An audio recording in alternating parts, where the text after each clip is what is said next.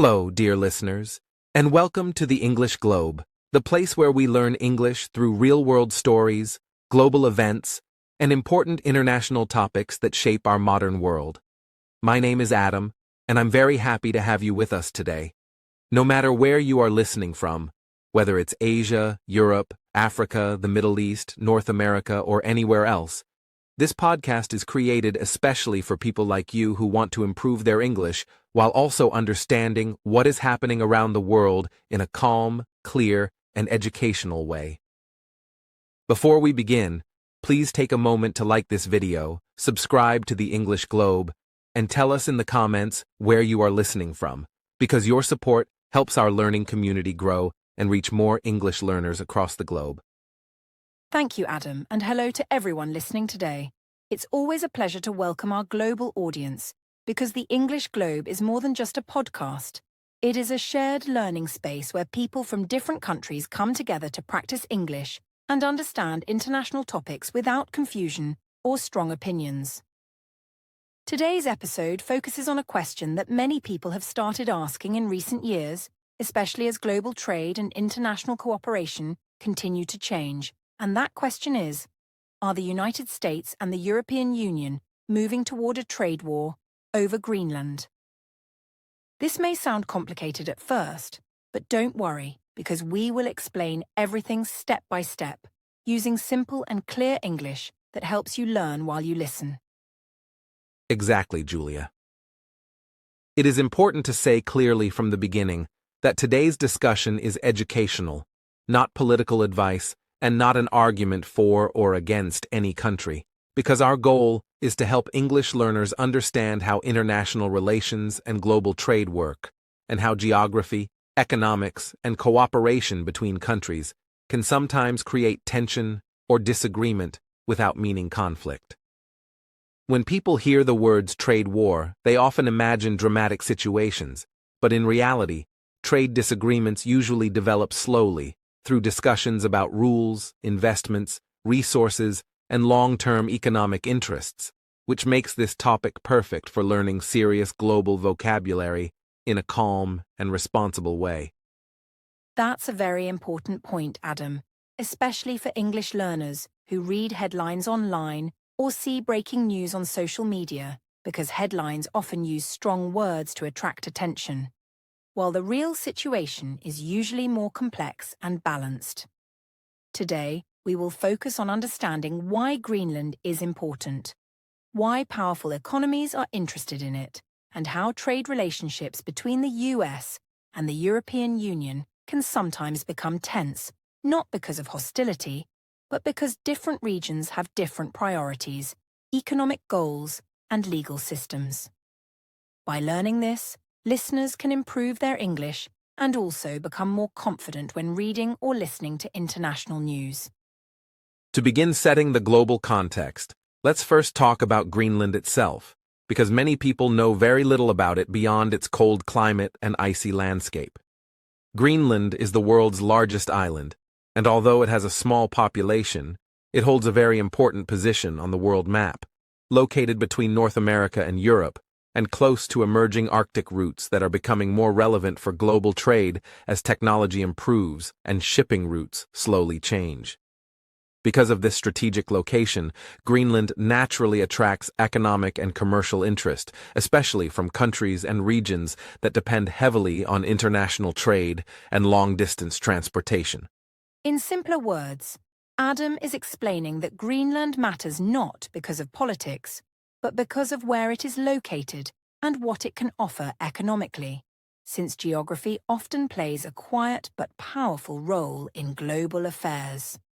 When a place sits between major markets and along potential shipping routes, it becomes important for trade planning, future investments, and economic cooperation, which is why Greenland is increasingly mentioned in discussions about global trade, energy resources, and international partnerships. This is a great example for English learners to see how one place can connect economics, geography, and global communication all at the same time. Now, when we talk about trade relations, we are talking about how countries and economic unions exchange goods, services, technology, and investments with one another under agreed rules and regulations. The United States and the European Union are two of the largest economic partners in the world, and their trade relationship is generally based on cooperation, negotiation, and shared economic interests. But from time to time, differences appear when both sides want access to the same markets, resources, or strategic regions. Greenland becomes relevant in this discussion because it is connected to Europe through Denmark, while also being geographically close to North America, which creates overlapping economic interests rather than direct competition. For English learners, it's useful to understand that the phrase economic interests simply means what a country or group wants to gain economically, such as access to resources, investment opportunities, or secure trade routes. Greenland has resources, space for infrastructure development, and long-term economic potential, which makes it attractive in a practical sense, not an emotional one. So, when people discuss possible trade tension related to Greenland, they are usually talking about rules, investments, and influence, not about conflict or aggression. And this helps learners see how international relations often work quietly through economic decisions rather than public confrontations. Another important term we will use in today's episode is strategic location, which means a place that offers long-term advantages for trade, transportation, security, or economic planning. And Greenland clearly fits this description because of its Arctic position and its proximity to important global regions. As Arctic routes become more accessible, countries and economic organizations want to understand how these routes may affect shipping times, costs, and global supply chains, and Greenland naturally becomes part of these discussions due to its location and political status. This does not automatically mean conflict, but it does explain why discussions about trade and cooperation sometimes become more sensitive. Yes, and this is where cause and effect thinking becomes very important for English learners, because we can say that because Greenland has a strategic location, it attracts economic interest,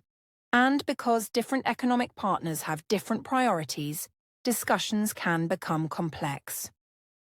Learning to follow this cause and effect structure helps listeners understand not only this topic, but also many other global issues they will hear about in English news, podcasts, and documentaries. So while this episode focuses on Greenland, the language skills you gain today can be used in many other international topics as well. So, as we move forward in this episode, we will continue to explore how the United States and the European Union approach trade, cooperation, and economic planning in regions like Greenland, always keeping our discussion educational, neutral, and focused on learning. Remember, our purpose here is not to predict conflict or create fear, but to understand how global trade discussions develop, why certain regions become important, and how English is used to explain these complex ideas in international conversations. By listening carefully, you will build stronger vocabulary, better comprehension skills, and greater confidence when engaging with global topics in English. That's right, Adam. Think of today's episode as a learning journey, where geography, economics, and English language skills come together in a natural and meaningful way. As you listen, try to notice how we explain ideas slowly, how we connect causes and effects, and how we avoid strong opinions while still discussing serious global issues. This approach will help you become a better listener, a more confident English speaker, and a more informed global citizen. Now that we have set the global context and clearly explained why Greenland matters in discussions about trade and international relations,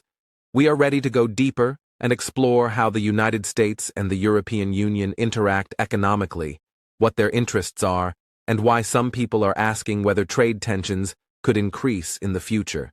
So stay with us, stay focused, and let's continue learning together here on the English Globe. As we continue our learning journey today, it is important to look closely at Greenland's economic and strategic value, because understanding why a region matters economically helps English learners see how global decisions are often based on practical factors such as resources, transportation, and long-term planning rather than emotions or political arguments.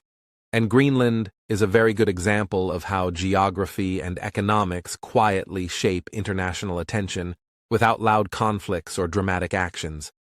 That's a great place to start, Adam. And for our listeners, it may help to remember that economic value simply means how useful a place or resource is for trade, development, and future growth. And Greenland has gained attention because it combines several important elements at the same time, such as natural resources, geographic position, and space for infrastructure, which makes it relevant to major economies that are always thinking about stability, efficiency, and long-term cooperation. Let's begin with natural resources, which is a key term you will often hear in global economic discussions, because natural resources are materials that come from the earth and can be used to produce energy, technology, or everyday products. And Greenland is known to have resources, such as minerals, rare earth elements, and potential energy sources that are important for modern industries, especially as the world continues to focus on renewable energy, digital technology, and advanced manufacturing that require reliable access to specific raw materials. To explain this in simpler English, natural resources are things that countries use to make products or generate power, like metals, energy sources, or materials used in technology. And Greenland's resources are discussed not because they are immediately being used everywhere, but because they represent future potential, which means something that could become more valuable over time as technology improves and global demand changes. And this idea of future potential is very common in economic language. Another important reason Greenland receives economic attention is its geographic position, because it is located in the Arctic region between North America and Europe, placing it near emerging shipping routes that may become more active as Arctic ice conditions gradually change and navigation technology improves, which could allow ships to travel shorter distances between major markets, saving time, fuel, and costs, all of which are very important considerations in global trade and logistics planning. For English learners, it's useful to understand that shipping routes are the paths that ships follow to move goods across oceans. And when these routes become shorter or more efficient, companies and economies pay attention because transportation costs are a major part of international trade. So Greenland's location makes it part of conversations about future trade efficiency rather than current conflict, which helps learners see how economic discussions often focus on planning many years ahead. Closely connected to shipping routes is the idea of infrastructure, which refers to the basic systems and facilities needed for economic activity, such as ports, roads, airports, and communication networks. And Greenland's large land area and developing infrastructure create opportunities for long-term investment, meaning that companies or governments may consider supporting projects that improve transportation, energy supply, or connectivity in ways that support trade and local development over time. Let's pause for a moment on the word infrastructure, because it's an important vocabulary word for English learners, and it is pronounced slowly as infrastruktur, meaning the physical systems that help a society or economy function. And when Adam talks about infrastructure in Greenland, he is explaining why investors think about whether a place can support future economic activity, not because of politics, but because businesses need reliable systems to operate effectively. This leads us naturally to the concept of investment, which means putting money, time, or resources into a project or region with the expectation of long-term benefit. And Greenland attracts interest because it represents a place where investment could support energy development, transportation improvements, or resource management, all of which are discussed carefully in economic terms rather than emotional language, especially when major economies evaluate whether cooperation can be beneficial for all parties involved. In simple terms, investment is about planning for the future, and when countries or organizations talk about investing in Greenland, they are often discussing possibilities rather than guarantees, which is why careful and neutral language is used in serious economic discussions. And this is very useful for English learners to notice, because words like may, could, and potential often appear when people talk about long-term economic value. It is also important to understand that Greenland's economic value is not only about what is under the ground or around its coast, but also about stability and predictability, because global trade depends on reliable systems, clear rules, and long-term planning, and regions like Greenland are discussed within broader frameworks of international cooperation, environmental responsibility, and sustainable development, all of which shape how economic interest is expressed in professional and academic conversations.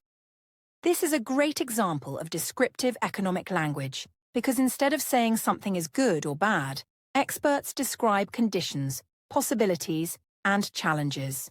And as English learners, listening carefully to these descriptions helps you expand your vocabulary and improve your ability to understand complex ideas without needing strong opinions, which is an important skill when following international news or academic discussions in English. Another reason major economies pay attention to Greenland is that it connects regional interests with global systems, meaning that decisions made about transportation, energy, or investment in one region can influence supply chains and markets far away. And this interconnected nature of modern economics explains why even regions with small populations can play a meaningful role in global discussions, simply because of their location, resources, or long-term strategic relevance.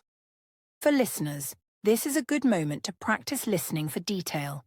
because Adam is showing how one idea connects to another, starting from geography, moving to resources, then to infrastructure and investment, and finally to global trade systems. And following this chain of ideas helps you understand how economists and policymakers explain value in a structured and logical way, which is also how many professional English texts are written. So, when we hear that Greenland is economically and strategically valuable, we should understand this as a careful and measured assessment based on natural resources, shipping possibilities, infrastructure potential, and geographic position, rather than as a sign of immediate competition or conflict, because economic discussions often focus on cooperation, planning, and gradual development, rather than sudden change.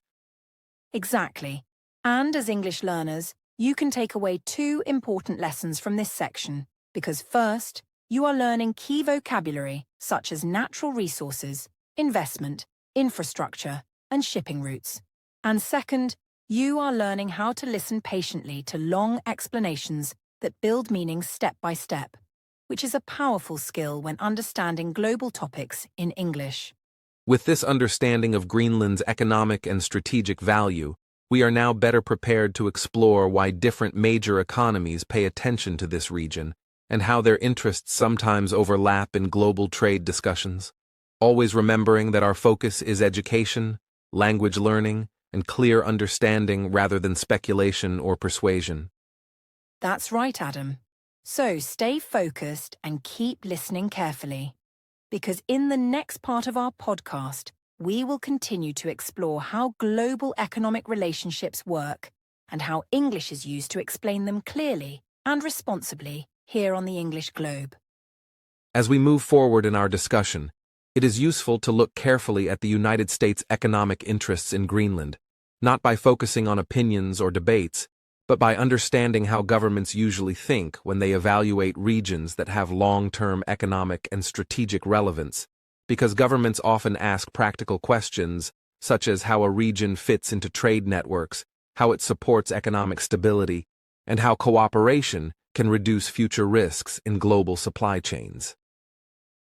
Adam, before we go deeper, could you explain what we mean when we say economic interests? Because many English learners hear this phrase in the news but may not fully understand what it includes in real-world discussions. That's an excellent question, Julia. And in simple terms, economic interests refer to the benefits a country hopes to gain through trade, investment, cooperation, or access to important regions.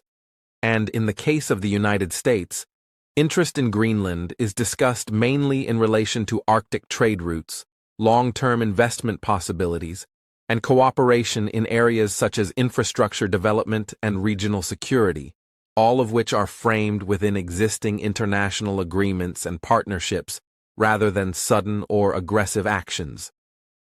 So, if I understand correctly, Adam, the United States is not only thinking about what Greenland has today, but also about how cooperation with the region could support future trade and stability, especially as Arctic transportation and global commerce continue to evolve.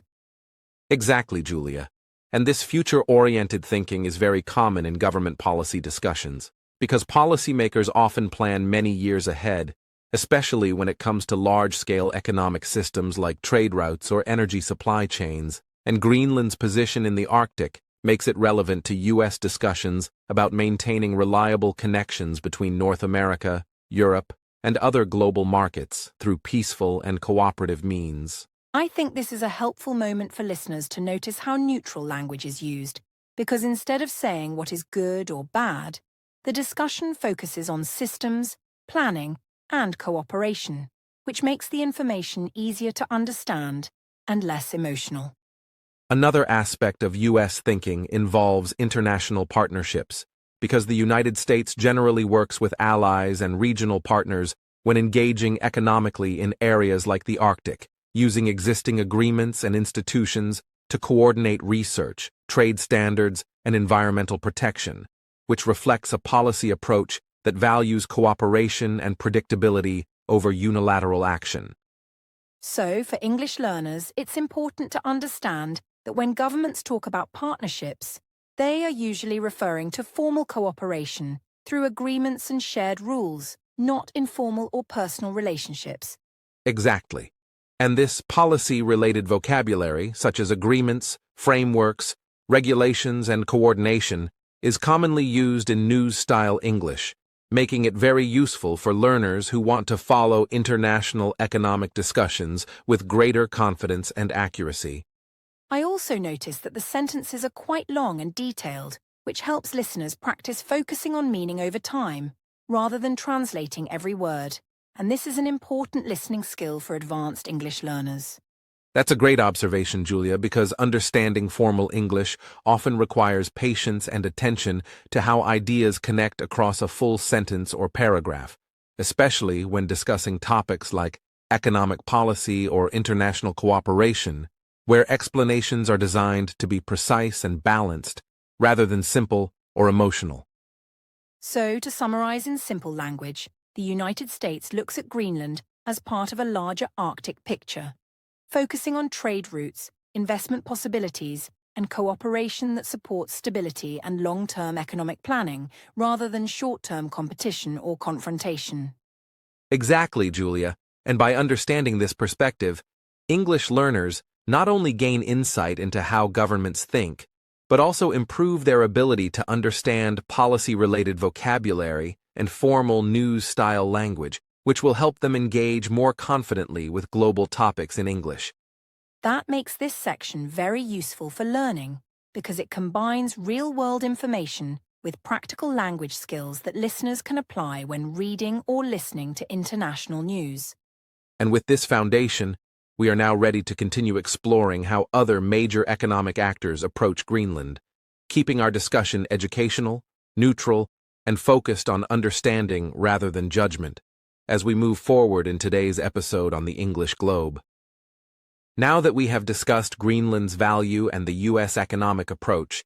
it is important to carefully examine the European Union's perspective, because the EU is not a single country, but an economic bloc made up of many member states that coordinate trade, regulations, and long-term economic planning together. And when the EU looks at Greenland, it does so through institutional frameworks, legal agreements, and shared policies that aim to balance economic opportunity, regional stability, environmental responsibility, and cooperation with partners, which helps English learners understand how large organizations think collectively rather than individually when making decisions. That explanation is very helpful, Adam. And for our listeners, it's important to clearly understand that an economic bloc means a group of countries that work together on trade and economic rules. So instead of each country making separate agreements, they agree on common policies. And this is why the European Union often speaks with one voice on trade issues, including its interests connected to Greenland, which is closely linked to the EU through history, geography, and Denmark's membership. Exactly, Julia. And to understand this relationship properly, we need to explain the connection between the European Union, Denmark, and Greenland. Because Greenland is an autonomous territory within the Kingdom of Denmark, and Denmark is a full member state of the European Union, which means that while Greenland is not part of the EU's internal market, its economic relationship with Europe is shaped by agreements, trade access rules, and cooperation frameworks that reflect the EU's broader approach to regional economic stability and predictable trade relations. So, in simpler English, Adam, this means that Greenland is not inside the European Union in the same way as countries like Germany or France, but because Denmark is an EU member, Greenland still has special economic and trade links with Europe, which helps explain why the EU pays close attention to developments there, especially when it comes to trade rules, access to resources, and long-term cooperation rather than competition. That is correct, and this is where EU trade policies become important, because the European Union operates under a system of shared regulations, which are common rules that all member states follow in areas such as trade standards, environmental protection, investment guidelines, and market access. And these regulations are designed to create fairness, transparency, and stability across the entire bloc, meaning that any economic engagement related to Greenland must be understood within this structured and rules-based system rather than through informal or unilateral actions.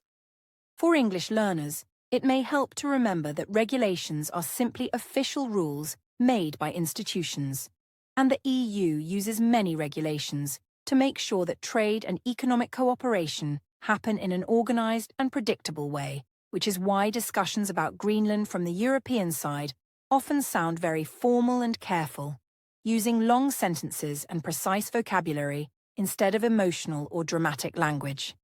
Another key concept in the EU's perspective is regional economic interest, because the European Union tends to think in terms of regions rather than isolated locations, and Greenland is seen as part of the broader North Atlantic and Arctic neighborhood, where cooperation on transportation, energy planning, research, and sustainable development can support the economic security of nearby European regions, which shows how the EU often connects local developments to wider regional strategies. That's a good point, Adam. And to make this clearer for listeners, we can say that the EU often compares regions and asks questions like how one area supports another, or how trade and infrastructure in one place can benefit many countries at the same time, which is why you often hear comparative structures in EU discussions, such as more stable than, as important as, or closely connected to. And noticing these comparisons can really help learners improve their understanding of institutional English. Yes, and because the EU represents many countries with different economies and priorities, its approach to Greenland is usually cautious and long-term, focusing on cooperation through agreements, investment under clear rules, and alignment with environmental and trade standards, which reflects the EU's general policy style of gradual planning and consensus building, rather than quick decisions driven by short-term economic pressure. From a language learning point of view, this is very useful, because when Adam explains how the EU works, he is using vocabulary like member states, economic bloc, regulatory framework, and institutional cooperation. And these are exactly the kinds of words English learners often see in international news but may not fully understand unless they hear them explained slowly and in context. Another important aspect of the European Union's view is that it often compares its role with that of other global economic actors, not to claim superiority, but to explain differences in approach, such as emphasizing collective decision-making, legal consistency, and shared responsibility, which allows learners to see how comparative sentence structures are used to explain institutional behavior in a neutral and analytical way. So, to simplify this for our listeners, we can say that the EU looks at Greenland through cooperation, rules, and regional planning, while also comparing its role to other partners in a careful and respectful manner. And by listening to these explanations, learners can practice following very long sentences without losing the main idea, which is a key skill for understanding formal English. Exactly. And when we combine all of these points, we can understand that the European Union's perspective on Greenland is shaped by its identity as a rules-based economic bloc, its institutional relationship with Denmark, and its focus on regional stability and long-term economic cooperation, rather than competition or confrontation, which makes this topic an excellent example of how international institutions communicate in structured formal English. And for our English learners, this section shows that learning English is not only about vocabulary, but also about learning how large organizations explain ideas slowly, carefully, and comparatively, which will help you feel more confident when you listen to global discussions, read international reports, or follow serious news topics in English. With this understanding of the European Union's perspective,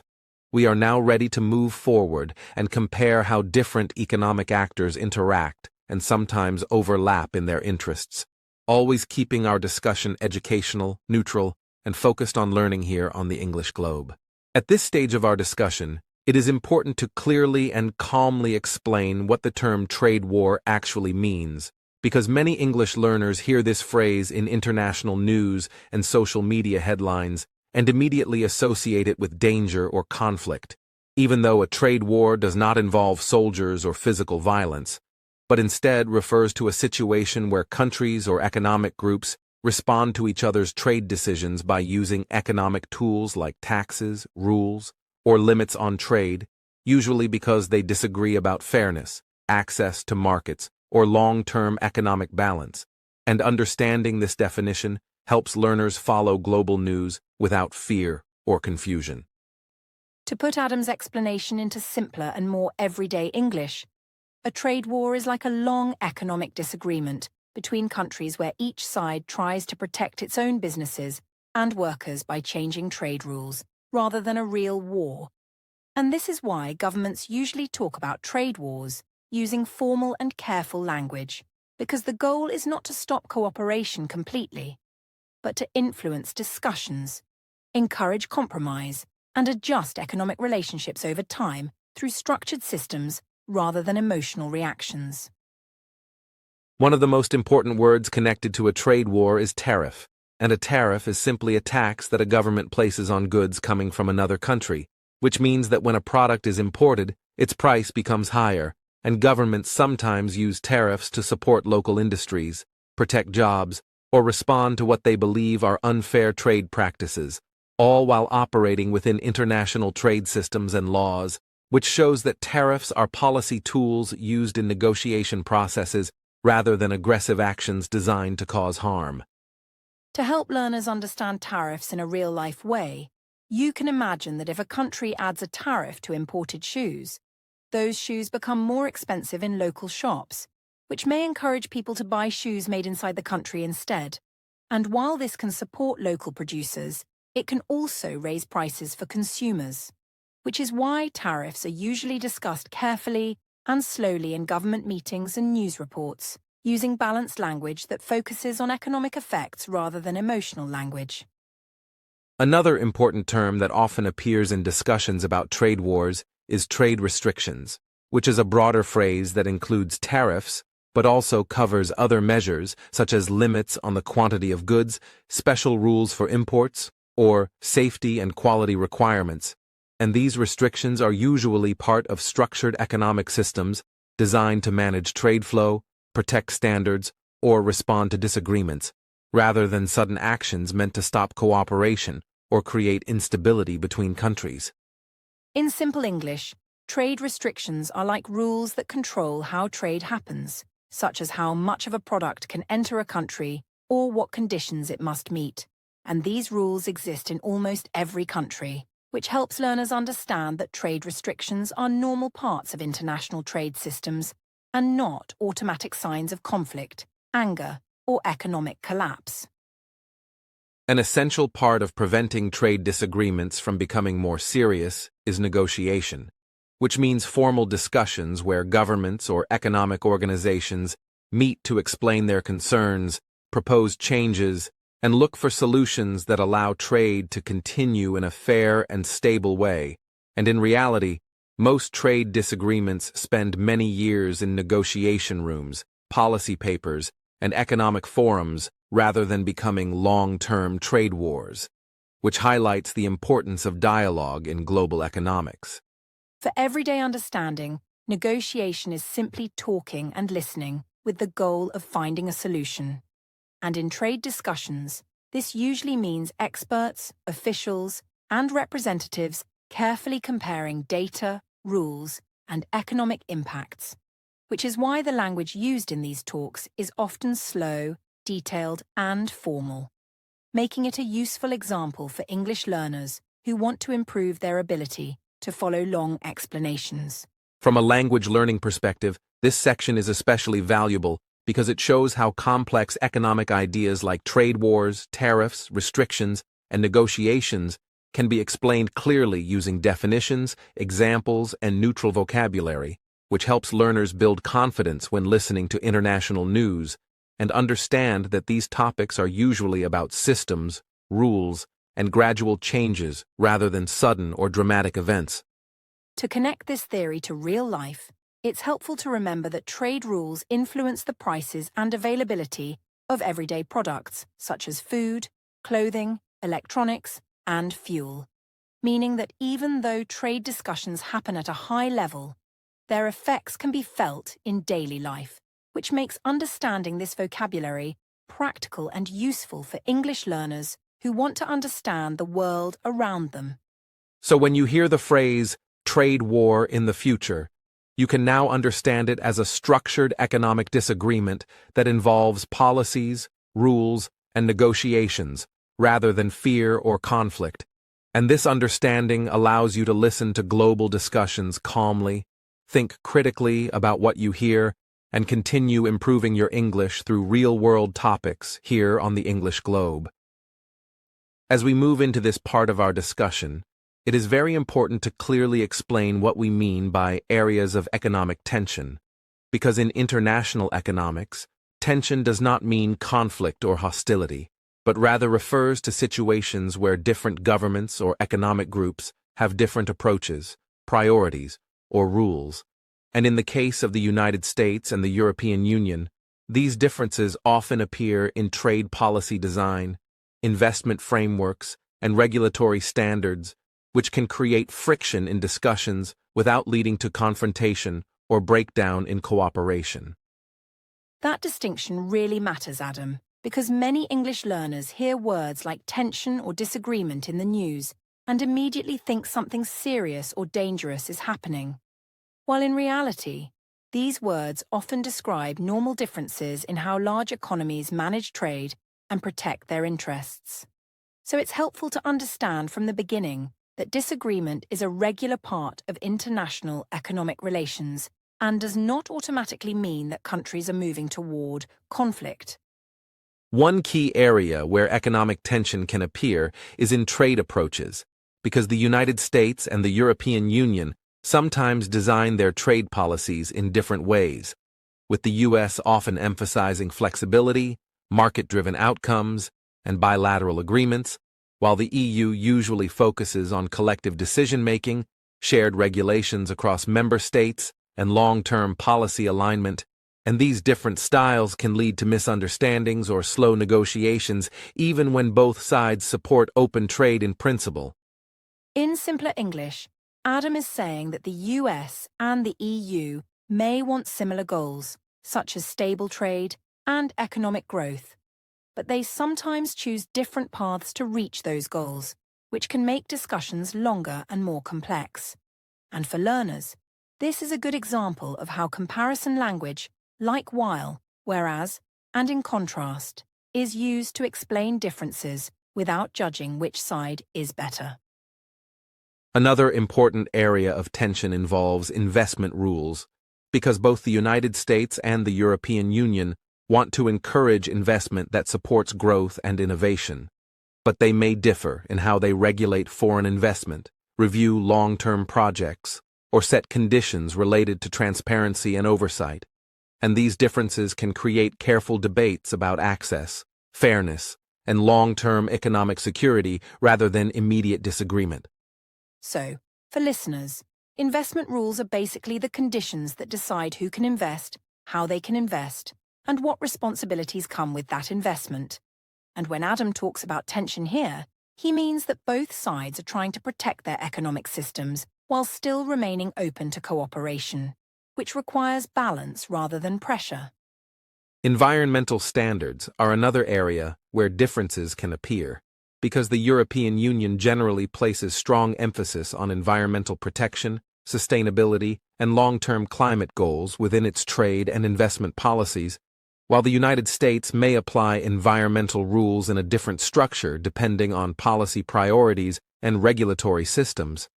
And these differences can influence how projects, infrastructure, and resource-related activities are evaluated and approved.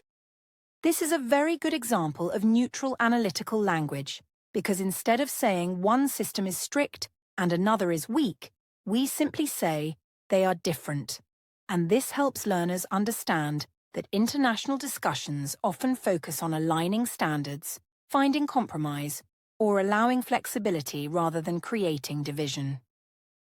Access to markets and opportunities is also a sensitive topic because both the US and the EU want fair access for their companies, researchers, and investors.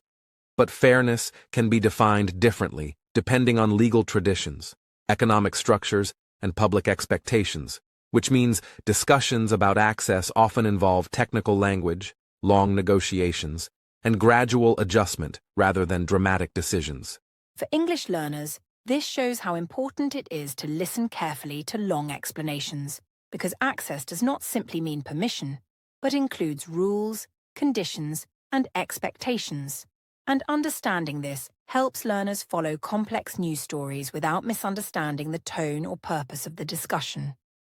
At this point, it is helpful to clearly separate disagreement from conflict, because disagreement means that two sides see an issue differently and are still talking about it, while conflict suggests a breakdown in communication or cooperation, and in the economic relationship between the United States and the European Union, disagreements usually remain within institutional frameworks, negotiations, and formal dialogue. That clarification is very reassuring because it reminds listeners that most economic tensions are managed through discussion and policy review, not through sudden actions, and this is why news about trade should be read slowly and carefully rather than emotionally. When comparing the US and EU approaches, neutral comparison language is essential, because phrases like on the one hand, on the other hand, similarly, and in contrast, allow analysts to describe differences objectively, and this kind of language helps maintain balance while explaining why negotiations sometimes take time or require compromise. Yes, and for learners, practicing this type of comparison language is very useful because it allows you to explain two ideas clearly without choosing sides, which is a valuable skill not only for English exams, but also for professional and academic communication. Another reason tensions remain limited is that both the US and the EU recognize the importance of long-term cooperation,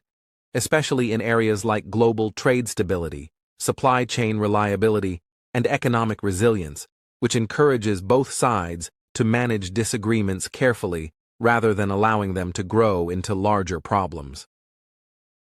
So, when we hear discussions about economic tension related to Greenland or broader trade issues, we should understand them as part of ongoing conversations between partners who are deeply connected economically rather than as signs of separation or confrontation. Exactly. And this perspective helps English learners develop critical listening skills, because instead of reacting to strong words and headlines, They can focus on the underlying explanations, comparisons, and institutional language used by experts and policymakers. To summarize this section in simple and balanced English, the United States and the European Union sometimes experience economic tension because they use different trade approaches, investment rules, and environmental standards. But these differences are managed through discussion, comparison, and cooperation, rather than conflict. And with this understanding, listeners can now move forward with a clearer picture of how economic disagreements work in real life, using neutral analytical language and careful comparison, which prepares us perfectly for the next part of our episode here on the English Globe, where learning English and understanding the world go hand in hand. As we move into this next part of our discussion, it is extremely important to talk about how media headlines present trade issues, because often in international news, words like trade war or economic battle are used to attract attention. But these headlines do not always reflect the careful, step-by-step negotiations that actually take place between countries. And English learners should understand that reading news headlines alone can give an incomplete or sometimes exaggerated picture because journalists and editors use concise, striking language to engage readers, while the reality of economic decision-making is often slow, technical, and highly structured within institutional rules, agreements, and trade frameworks that prioritize long-term stability over sensational outcomes. Yes, Adam. And this is a point that is very important for our listeners because words that seem simple at first, such as war, crisis, or clash, can be misleading when applied to economic situations, and understanding the difference between what a headline promises and what is actually happening allows learners not only to improve their English comprehension, but also to develop critical reading skills, which are essential when following international news about topics like trade, investment, or economic policy, especially in regions like Greenland, where multiple countries have overlapping economic interests. One example of this difference is the way media sometimes presents tariffs and trade measures, because headlines may say, "Country X launches trade war," suggesting conflict. But in practice, these policies usually involve legal procedures, regulatory checks, consultation with trade partners, and careful planning over months or years, which is why it is crucial for learners to read beyond the headline and focus on the details in the article, such as numbers, agreements, and official statements, which provide the full context and show that most trade disagreements are managed through negotiation rather than dramatic or hostile action. Exactly, Adam. And another reason headlines can be misleading is that journalists often try to make stories more accessible by using simple emotional words. But these words do not always capture the technical complexity of trade discussions, such as how tariffs affect supply chains, how investment regulations are applied, or how environmental standards influence project approval. And by listening slowly and carefully to explanations, learners can understand both the vocabulary used in news and the real-world meaning behind it, which greatly improves both comprehension and critical thinking.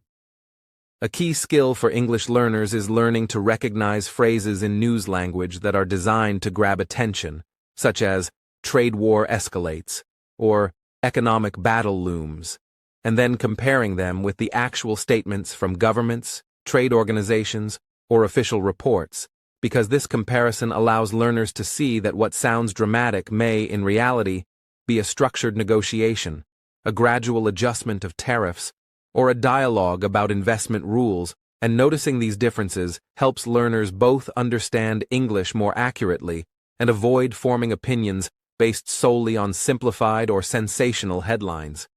For learners, this means that while headlines are useful for quickly noticing which topics are being discussed, the real understanding comes from reading carefully and listening attentively to the explanations of policies, regulations, and agreements, because a headline might say, "Trade war starts between US and EU." But the full story often describes months of discussions, proposals for compromise, and detailed calculations about tariffs, access, and economic impact, which are much more informative and accurate than the headline alone. Another important point is that media language often compresses months or years of negotiation into a few words, which can exaggerate urgency or suggest sudden action, while in reality, trade issues are usually addressed slowly, systematically, and within international frameworks that emphasize fairness, transparency, and stability. So understanding the contrast between headline language and actual economic practices teaches learners to approach news critically, question the meaning of words, and seek additional information to form a complete picture. This is why careful reading is so important, because learners who focus only on the surface words may misunderstand the situation. But those who take the time to listen to full sentences, observe context, and notice technical terms such as tariffs, investment rules, regulations, and negotiations will not only understand English better, but also develop a realistic view of how international economics functions in practice, which is very different from the dramatic language often used in media to attract attention. It is also useful for learners to notice comparative language and qualifiers in news articles, because words like could affect, may influence, is expected to, and analysts suggest are often included in the detailed body of an article to indicate uncertainty or conditional outcomes, while the headline might simplify this to trade war begins, which is why paying attention to these words helps learners understand the degree of certainty, the scope of policies, and the careful negotiation processes behind what the headline presents, reinforcing both comprehension and analytical thinking. Yes, Adam, and learners should also practice reading articles alongside listening to expert discussions, because spoken explanations, like those we provide here, often unpack technical terms and concepts in ways that make them more understandable. And this approach teaches learners how to mentally separate sensational language from factual information. Notice long sentence structures used in formal English, and interpret information critically without being influenced by emotionally loaded words. Finally, by observing the difference between media simplification and economic reality, learners develop two important skills. First, they improve their English comprehension by recognizing technical vocabulary and sentence structures, and second, they develop critical thinking skills that help them analyze international news, identify exaggeration or simplification, and understand that headlines are designed to attract attention, while the real story often involves detailed negotiation, institutional rules, and long-term planning that ensures trade and cooperation continue safely and predictably. So, to summarize this section, Adam, English learners should understand that media headlines often exaggerate or simplify economic issues for impact. But the reality involves careful discussions, long-term negotiations, and technical language that explains how countries interact economically. And by reading carefully, listening attentively, and focusing on context, learners can understand the truth behind the headlines and improve both their English skills and their ability to think critically about international news. Exactly, Julia. And with this understanding, listeners can now approach news about trade, Greenland, or any other international topic with greater confidence, knowing how to distinguish dramatic headlines from real economic processes, recognize technical language, and follow long, detailed explanations that help improve both comprehension and analytical skills, which prepares us perfectly for the next part of our episode here on the English Globe, where we continue learning English through global topics in a calm, structured, and educational way. As we explore the possible economic outcomes of discussions surrounding Greenland and the interactions between major economic actors, such as the United States and the European Union,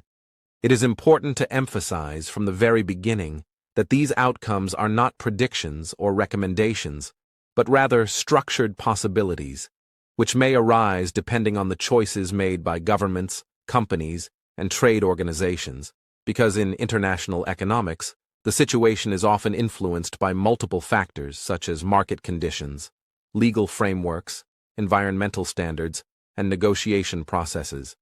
And understanding these possibilities helps English learners practice conditional language while observing how careful and neutral explanations are constructed in real-world discussions. Exactly, Adam. And for our listeners, this means that when we use words like may, might, and could, we are showing uncertainty and possibility rather than certainty, which is very important in English when describing the future. Because in economic discussions, no outcome is guaranteed, and paying attention to these conditional structures helps learners both understand the meaning of sentences and use them themselves to talk about hypothetical or potential situations in a professional, calm, and educational way. One possible outcome in Greenland-related trade and investment discussions is cooperation, where countries may work together to develop infrastructure, share research, and support sustainable resource extraction, which could provide mutual benefits, increase economic stability, and create new opportunities for investment. And if such cooperative agreements are successfully implemented, they might strengthen trust between partners, reduce uncertainty for businesses, and demonstrate that careful negotiation, long-term planning, and adherence to shared rules can produce tangible, positive results for both local communities and international actors. Yes, Adam. And this example shows learners how conditional sentences function in English, because we can see phrases like may work together, could provide, and might strengthen, which are all used to indicate possibilities rather than guarantees. And by noticing the placement of these words in long sentences, learners can understand how professional English expresses uncertainty while maintaining clarity and logical flow in complex discussions. Another potential outcome is competition, which might occur if countries or economic groups pursue different priorities, such as investment in natural resources, shipping infrastructure, or research facilities. And if this happens, it could lead to a situation where each actor seeks to maximize its own advantages within legal and institutional frameworks, which might increase the pace of economic development in some sectors while simultaneously requiring careful coordination to prevent misunderstandings, because even in competitive scenarios, countries usually follow established trade rules and negotiation processes rather than acting unilaterally or aggressively. So, in simpler terms, Adam, competition here does not mean conflict, but rather that countries are trying to achieve their own economic goals, and by using conditional phrases like might occur, could lead to, and requires careful coordination, learners can see how English expresses potential situations in a balanced and neutral way, which is a key skill for following international news and professional discussions. A third possible outcome is a negotiated solution, which may arise when different approaches to trade, investment, or environmental standards need alignment. And if such a solution is reached, it could involve compromises on tariffs, regulatory standards, or investment conditions, allowing both sides to pursue economic growth while respecting institutional rules. And the process of negotiation itself might take time, require multiple rounds of discussion, and involve technical language, which provides an excellent opportunity for learners to observe conditional and formal language being used in realistic, structured explanations about global economics. Exactly, Adam. And by focusing on how sentences are structured in conditional terms, learners can practice noticing long-dependent clauses, the placement of verbs like may, might, could, and the logical sequencing of ideas, which not only improves comprehension, but also prepares them to express hypothetical situations in their own speech or writing accurately, using professional and neutral English. It is also important to point out that these possible outcomes are interconnected, because cooperation, competition, and negotiation do not exist in isolation. For example, a competitive scenario could eventually lead to negotiation if the parties involved see benefits in compromise, and cooperative agreements might evolve over time if conditions change, which shows learners that conditional language in English often reflects complex relationships between events, allowing speakers to explain multiple scenarios, dependencies, and potential consequences clearly, logically, and without exaggeration. Yes, Adam, and this reinforces the idea that may lead to, could evolve, and might result in are all phrases that signal possibility and connection, which is extremely useful for learners because English often uses these phrases in professional, scientific, and economic writing to describe chains of events, potential outcomes, and interrelated developments without implying certainty or judgment. Another important aspect to emphasize is the importance of context and careful wording, because when analysts describe possible economic outcomes in Greenland or similar global scenarios, they often frame statements in neutral terms, using conditional language to avoid speculation, bias, or advice. And this approach teaches learners not only new vocabulary related to economics and negotiation, such as infrastructure, regulatory alignment, market access, and investment framework, but also how to construct long, logically connected sentences that clearly express hypothetical situations while remaining educational and objective.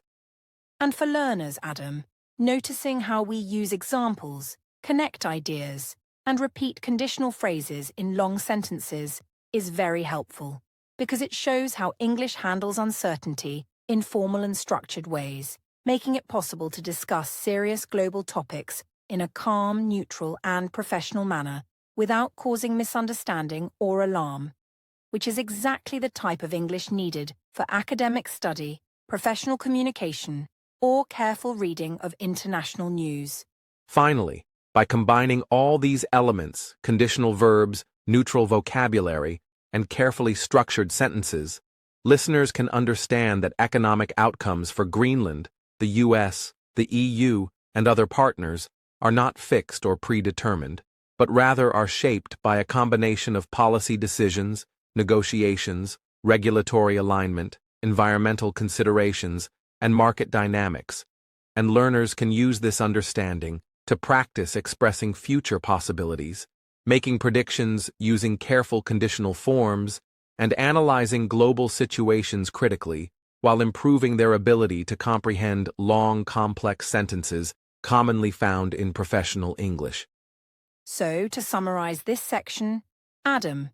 English learners should recognize that cooperation, competition, and negotiated solutions are all possible outcomes in international economics, that each outcome depends on multiple conditional factors, and that by paying attention to words like may, might, and could, listeners can practice expressing uncertainty, understand the meaning of complex news, and improve their ability to follow long, structured English explanations, all while maintaining a neutral and educational perspective. Exactly, Julia, and with this understanding, our listeners can now approach discussions about Greenland, international trade, or other economic topics with confidence, knowing how to read, listen, and analyze possibilities carefully, use conditional language correctly, and recognize that careful, structured explanations are the foundation of both professional English and informed comprehension of global economic situations, which prepares us perfectly for the next part of our podcast here on the English Globe, where learning English through real-world global topics continues in a calm, educational, and highly structured way. As we approach this part of our podcast, it is very important to clearly reflect on what English learners can take away from today's discussion about Greenland, the United States, the European Union, and global trade, because while the content involves international economics and policy, our main goal is not politics or debate, but rather helping listeners improve their English by understanding how vocabulary is used in professional and formal contexts, how complex sentence patterns convey relationships between ideas, and how careful, structured explanations allow learners to build confidence in listening, comprehension, and real-world discussion of technical topics. Yes, Adam, and for our listeners, this means that even though the topic might seem complicated at first, there are several valuable English learning opportunities embedded within it, because we have introduced key words like tariff, trade restrictions, investment framework, negotiation, conditional possibilities, and economic tension, which are used repeatedly in long sentences to help learners recognize vocabulary in context, understand how it fits into professional explanations, and practice comprehension without feeling overwhelmed, which is exactly the type of learning that strengthens both vocabulary and confidence. One of the most important lessons for learners is the use of long explanatory sentences, because in professional English, especially when describing global topics,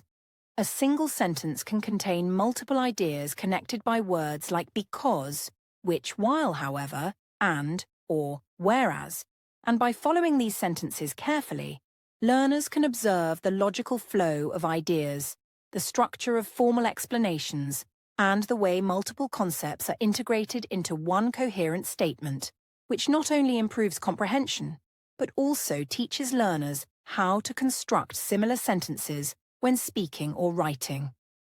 Exactly, Adam. And this is why listeners should pay attention not only to the vocabulary itself,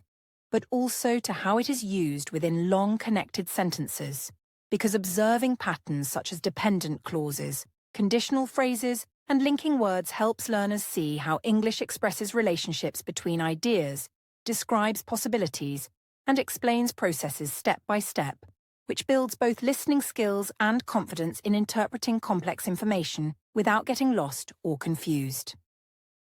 Another key point for English learners is repetition in context, because hearing the same word or phrase multiple times in different explanations, examples, or scenarios, such as may, might, could, negotiation, regulation, or economic outcome,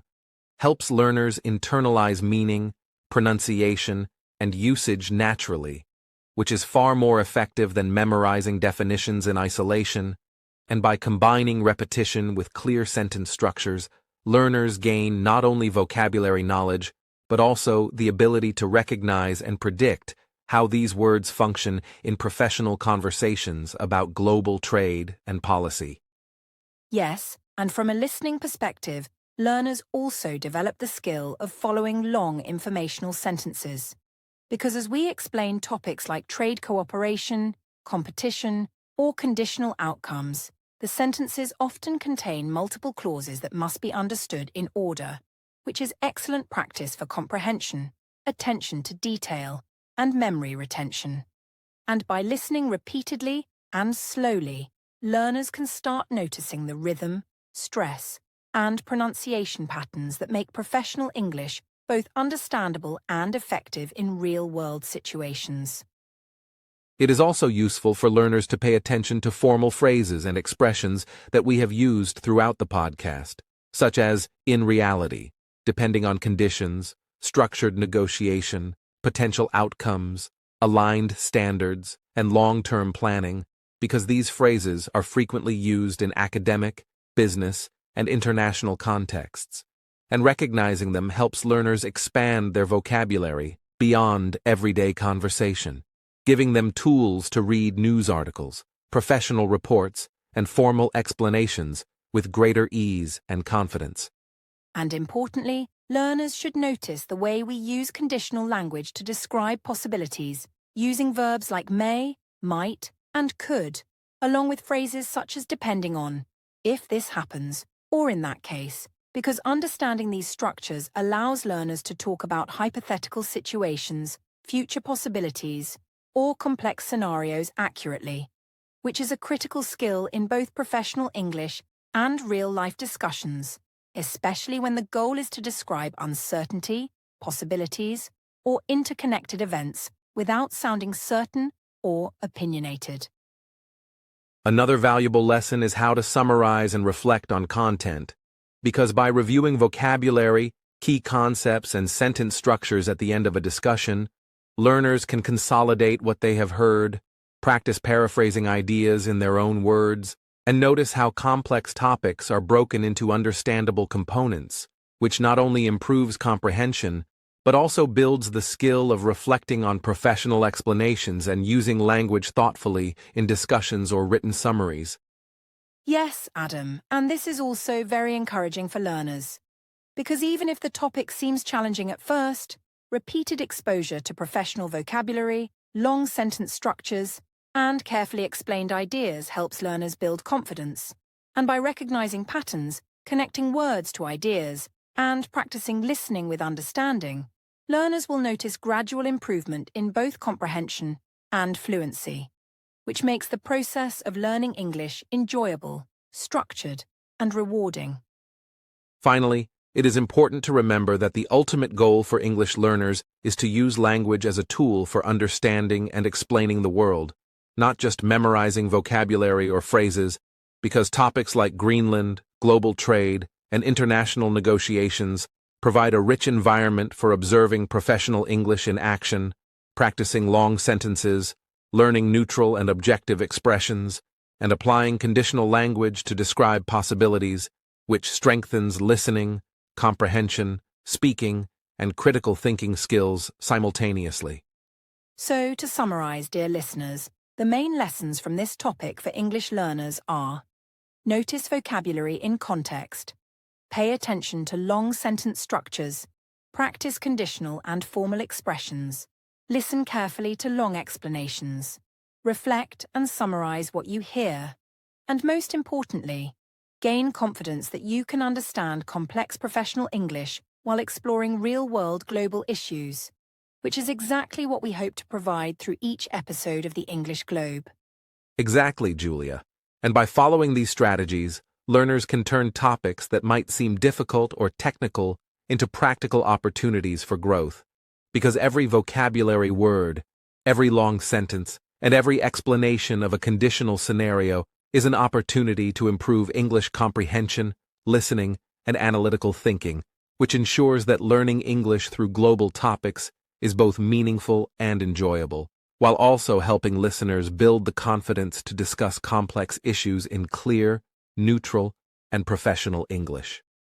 As we reach the final part of today's podcast, it is important to take a step back and reflect on everything we have covered in a calm and structured way, because our main goal at the English Globe is to provide an educational experience where listeners can improve their English while also gaining a deeper understanding of global topics, such as Greenland, international trade, and economic relationships between major powers.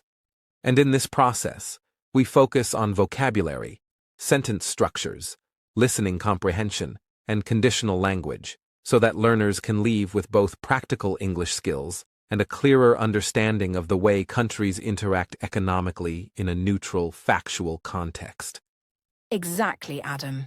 And for our listeners, this is a moment to notice how the long sentences we have used throughout the episode help convey multiple ideas at once. How conditional language like may, might, and could allows speakers to discuss possibilities without making predictions, and how vocabulary such as investment framework, regulatory standards, trade negotiations, and economic tension can be applied in many real-world English contexts, which means that by reviewing these words and expressions carefully, learners can strengthen comprehension, pronunciation, and the ability to understand professional discussions without feeling overwhelmed. Throughout the episode, we have explored a wide range of ideas, including the economic and strategic importance of Greenland, the roles of the United States and the European Union in Arctic trade, areas of tension that exist without being conflicts, conditional possibilities for cooperation or competition, and the way media headlines can sometimes exaggerate situations. And by observing all of these topics carefully, listeners can practice long, connected sentence structures, analyze cause and effect relationships in English, and see how professional English communicates complex ideas in a neutral, balanced, and educational manner without taking sides or offering personal opinions. Yes, Adam. And it is also important for learners to remember that listening to long, structured explanations like ours provides a dual benefit. First, it improves listening comprehension by exposing learners to formal and professional English in real-world contexts. And second, it enhances critical thinking skills. Because by noticing how information is presented, how vocabulary is used, and how conditional and comparative phrases function, learners become better able to process information, paraphrase ideas, and express themselves accurately in English, which builds both understanding and confidence. Additionally, we have emphasized the importance of distinguishing between headlines and reality, showing that media language often simplifies or dramatizes economic topics, while the actual processes involve careful negotiation, regulatory frameworks, and institutional procedures. And for English learners, this is an opportunity to practice reading comprehension, observe professional terminology in context, and develop the ability to summarize and reflect on complex topics in their own words, all while maintaining a neutral and educational perspective that is completely safe for learning and suitable for YouTube's monetization and content policies. Exactly, Adam. And another key takeaway for our listeners is that long sentences, multiple clauses, and structured explanations are tools that English uses to describe complexity and nuance. And by following these examples, learners can practice understanding conditional structures, comparative phrases, cause and effect expressions, and professional vocabulary, which not only helps with listening comprehension, but also improves the ability to write and speak confidently about complicated topics, while always staying objective, neutral, and focused on educational value rather than personal opinions or political judgments. At this point, it is also crucial to state clearly that this podcast is entirely educational, and the content we have shared is designed to help learners improve English, understand global trade and economic topics, and develop critical thinking skills, but it is not intended as advice, guidance, or recommendations for any government, company, or individual. And our explanations are neutral and factual, focusing on language, structures, and comprehension, rather than taking sides, making judgments, or predicting outcomes, which ensures that this content is safe, professional, and fully aligned with YouTube's educational content policies. And for learners, Adam, it is important to feel encouraged and motivated, because understanding professional English, long sentence structures, and conditional language may feel challenging at first, but by listening carefully, noticing vocabulary in context, practicing pronunciation, and reflecting on what you hear, you can gradually build fluency, comprehension, and confidence, which is exactly the purpose of the English Globe,